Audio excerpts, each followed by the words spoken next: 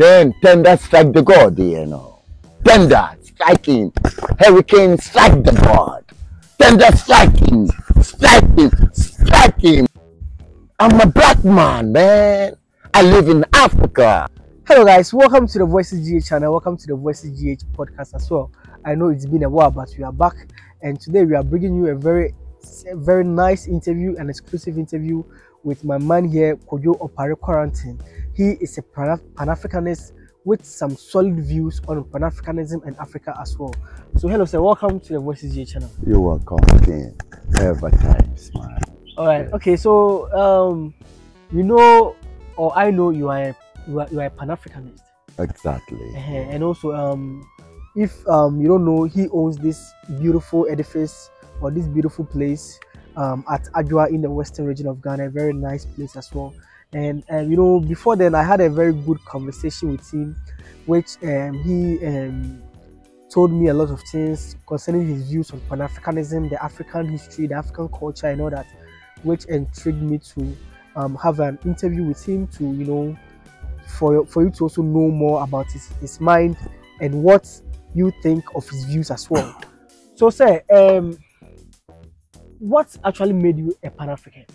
So I walk all over the place in Africa, in Europe, and then all the struggles, you know, the black man is going through.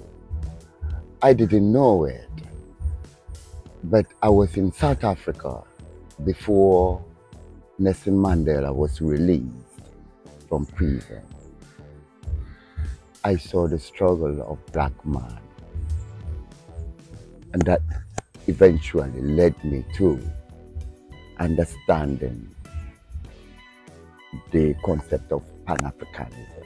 So the concept of Pan-Africanism, to you, how do you understand it actually?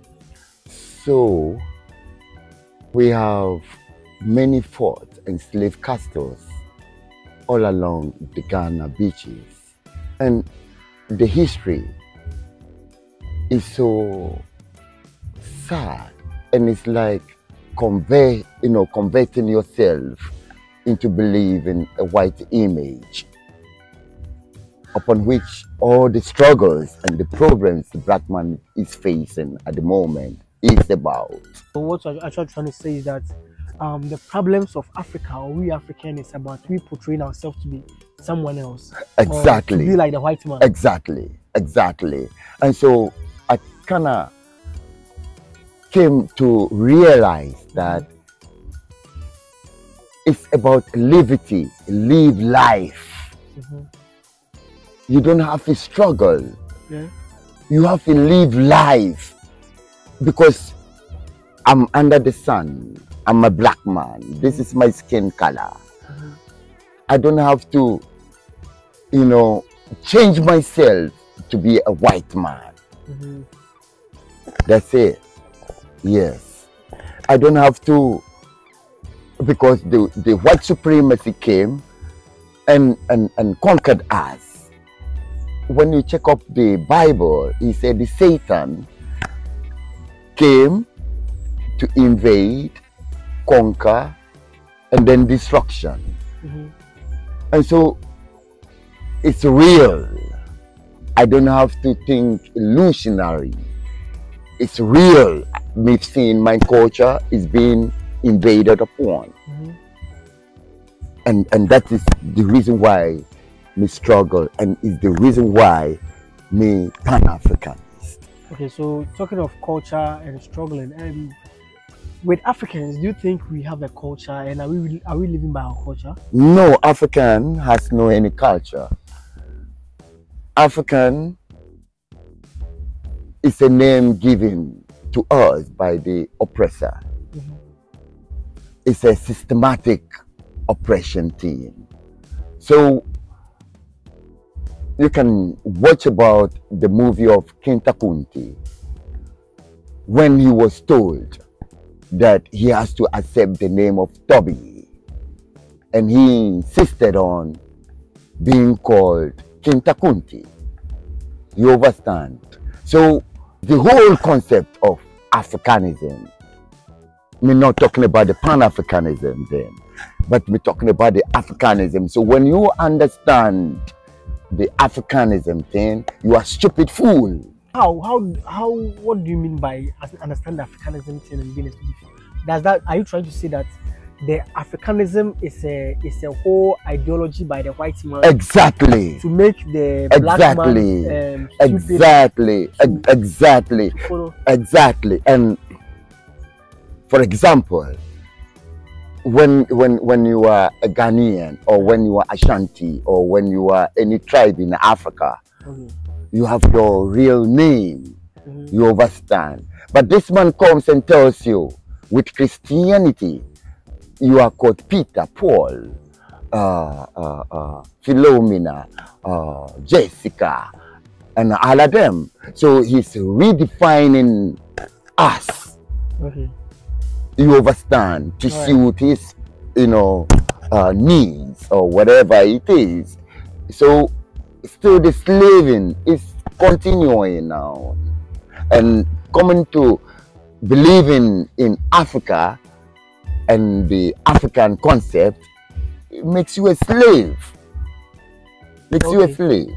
Okay, so with that, so that means that like the Africanism and everything about Africa is just a concept by the white man. Exactly. Still exactly. That is why. That is why we're trying to, because all of our ancestors like Kwame Nkrumah, Patrice Lumumba, Steve Biko, all of them, they went to the white man's school, and upon realizing the destruction upon which they had, set up for us, they have to pan-Africanize everything. Okay. And that is why we talk about Pan-Africanism. It means black consciousness. So eat like a black man, drink like a black man, walk like a black man, reason like a black man. So it's a whole concept thing. Yes, man. Okay, so what is the opposite of Africanism? So the opposite of Africanism, when you're not African, being stupid and foolish, and then you become Pan-African. Because all of this, we were all into white man's school. Kwame Nkrumah went to white man's school. And so upon, and Marcus Garvey and all of them. But still there is the word African in it, in the Pan-African. Yeah, so this way I'm trying to, bridge the gap. Okay. It's like this. About 200 or maybe 500 years ago, we've been made to understand the African concept. They took everything from us. They hide everything from us. So we see it. That's why the name Pan-Africanism comes. Okay, all right. Okay, so you understand what I mean? Because you used to be like that. You born into that. Okay. You walk, you believe and do all Christianity and Muslim and all that. And then, because they all spoke English. Okay. Kwame Nkrumah and Marcus Garvey and all of them, they all spoke English, which is never none of them, culture. But so within that enslavement, we're trying to, wake up. And that's why the Pan-Africanism comes about. All right, okay, so I got you. So in terms of, what is the way forward now? What is the way forward? What do we have to do to achieve all this? Because you're looking at Africa, it seems like the Pan-Africanism is like 100 years back over, it will be hard for it to become a reality. What do you think is the way forward? Yeah, the whole problem is like this. So the White Supremacy, he into his, skirmishing and, trickery and all of that, taking us into systematic oppression. So the Pan-African concept, you can talk about Kwame Nkrumah, you can talk about Haile Selassie, Bob Marley, Peter Tosh, you can whole heap of them, Nana Santua, and whole heap of them. They kill all of them. You understand? In a sense that they don't want the Pan-African concept to be realized. You understand? So there is a dark cloud upon the whole Pan-African concept. And it's only few of us into that concept. That's it. And that is the problem we are facing at the moment. So you're talking about few of you into the Pan-Africanism. So this few of you who are into this Pan-Africanism, what is stopping you from achieving this? What are the challenges are you guys facing? A whole heap, because the education system is being imposed by the United Nations. So the United Nations is another form of slavery tactics. You understand? So they come with the curriculum of education system for conquered people. So they tell us what to do.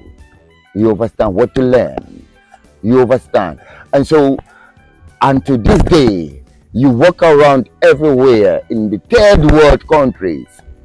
It's imposed educational system by the Ku Klux Klan and the white world. And it's so miserable, Ken. Of course, you know, what you are saying is not something that any conscious person doesn't know. Exactly. If you're conscious, you know what's happening. Exactly. How we are, the new colonialism and all that. How exactly we are destroying our culture just to be someone else. Exactly.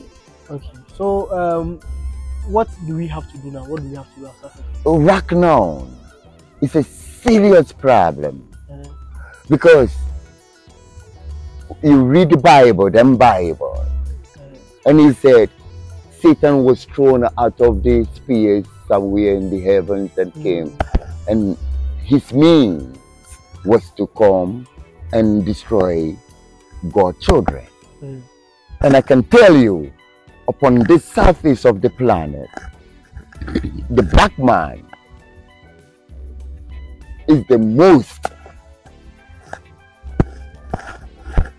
I don't know what to even say, the richest person upon the earth.